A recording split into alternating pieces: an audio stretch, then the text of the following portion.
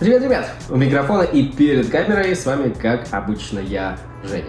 И вот это видео на самом деле должно было выйти очень давно, ну как минимум месяца 3 назад. Я очень с ним затянул, потому что пандемия, разные личные штуки, поэтому только вот сейчас я наконец-то сел и могу рассказать вам о том, о чем, в общем-то, уже давно должен был и хотел рассказать. Это проектор. Как было дело? Где-то еще в прошлом году, где-то зимой, может быть, ноябрь-декабрь, мне написали ребята из BenQ и предложили поработать с ними в очередной раз. Я с ними уже сотрудничал, я делал обзор на их мониторы, вот один из них, которому уже 2 года, я им постоянно пользуюсь, был еще один монитор, о котором я рассказывал вам тоже на этом канале. И в этот раз они предложили мне сделать обзор на их новый игровой геймерский проектор. Почему бы и нет, правильно? К слову, сразу об этом скажу, чтобы не было в комментариях каких-то домыслов или своих приколов.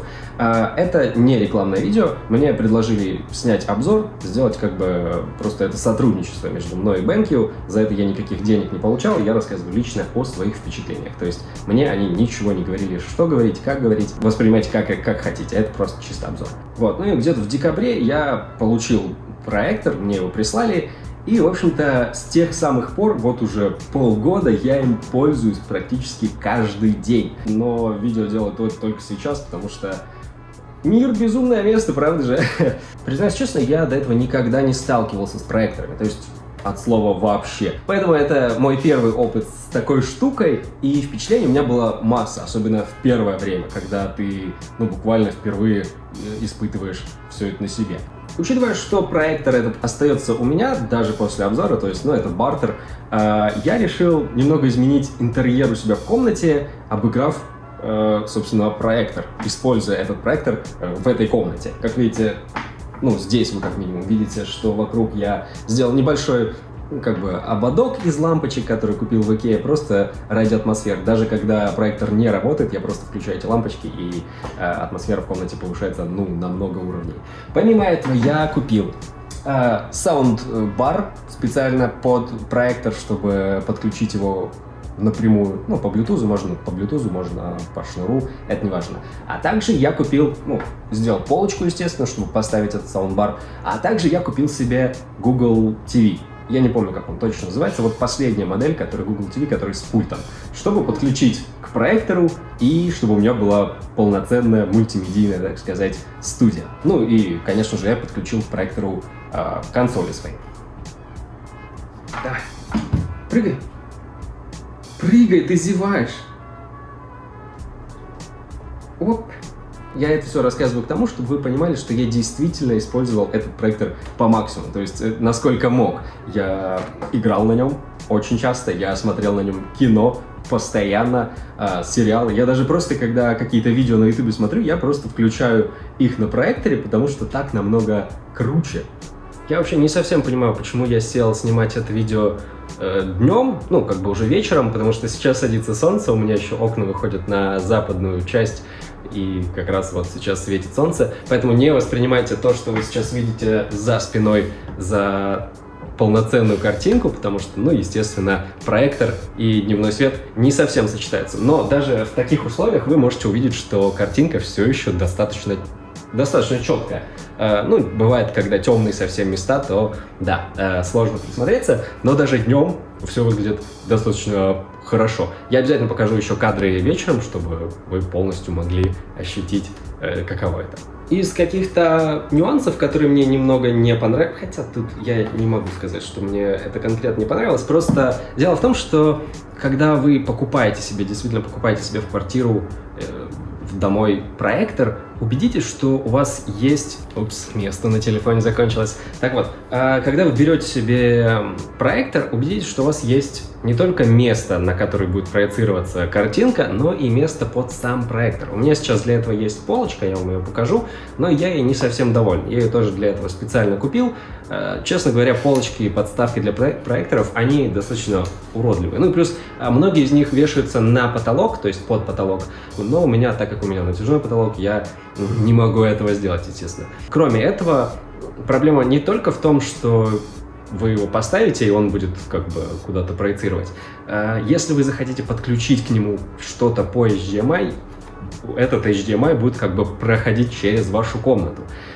Учитывая, что, когда я делал себе ремонт, я пытался минимизировать все эти лишние провода, которые везде торчат, но вот с появлением проектора, грубо говоря, единственный провод, который у меня остается по квартире, как бы он вдоль проходит от консолей до проектора, это кабель HDMI, который, приходится мне его подключать, но если я не играю, я его убираю, скручиваю, чтобы он не болтался под ногами. Поэтому такой нюанс стоит предусмотреть перед тем, как вы себе решите приобрести проектор. Но, кстати, из того, в чем мне повезло, это то, что у меня светлые стены, они не белые, не идеально белые, это такой себе розовато-серый оттенок, но это особо не видно.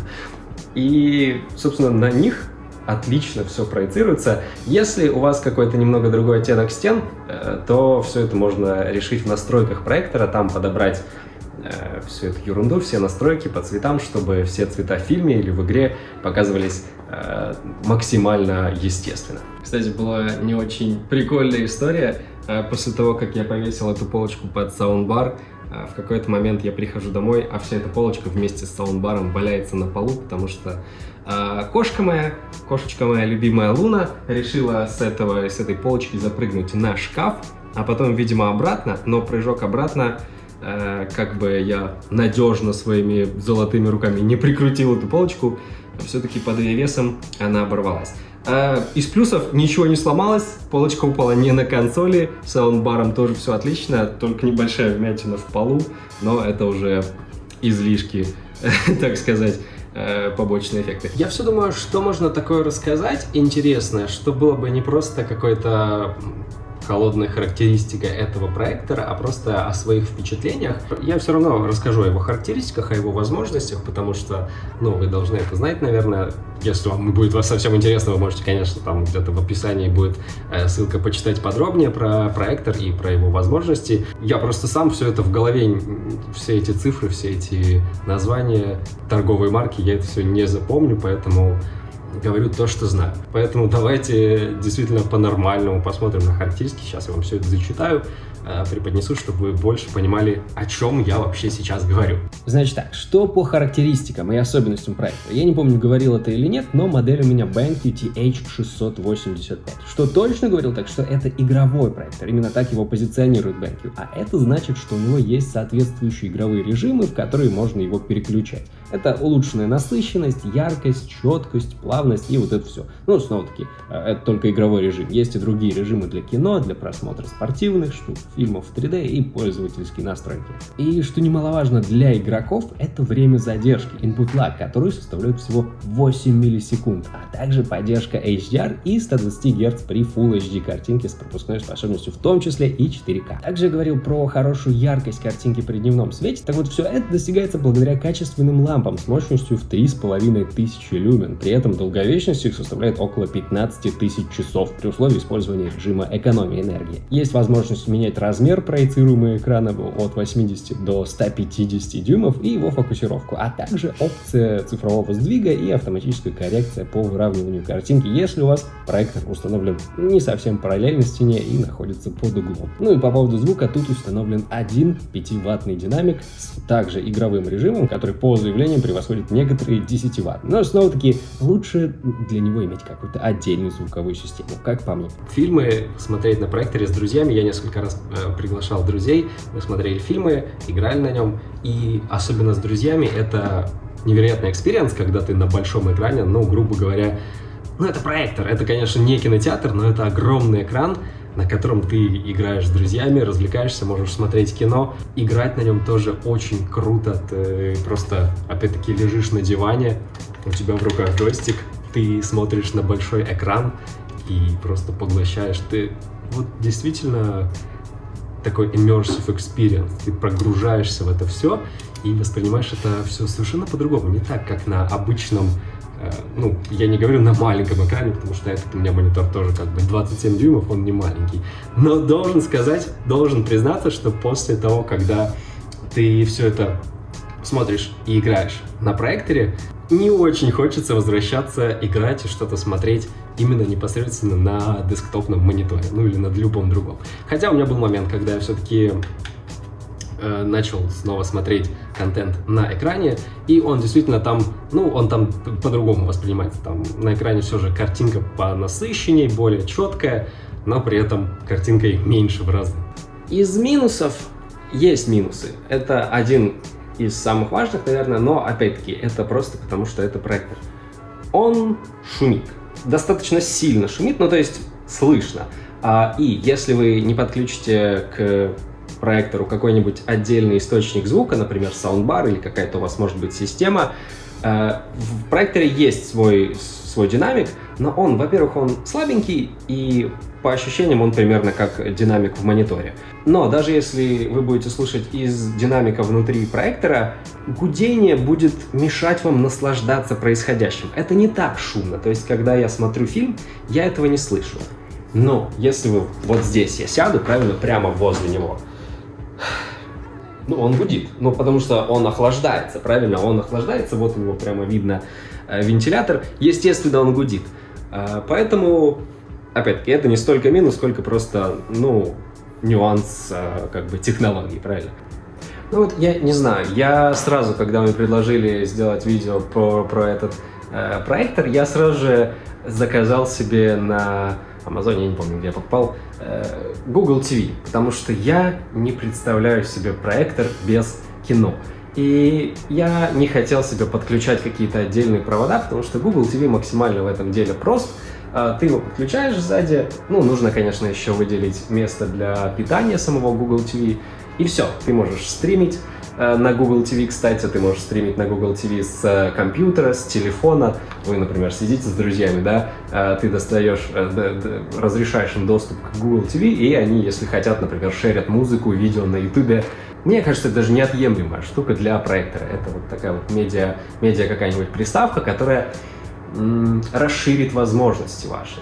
Еще одна, кстати, забавная история с кошечкой и проектором.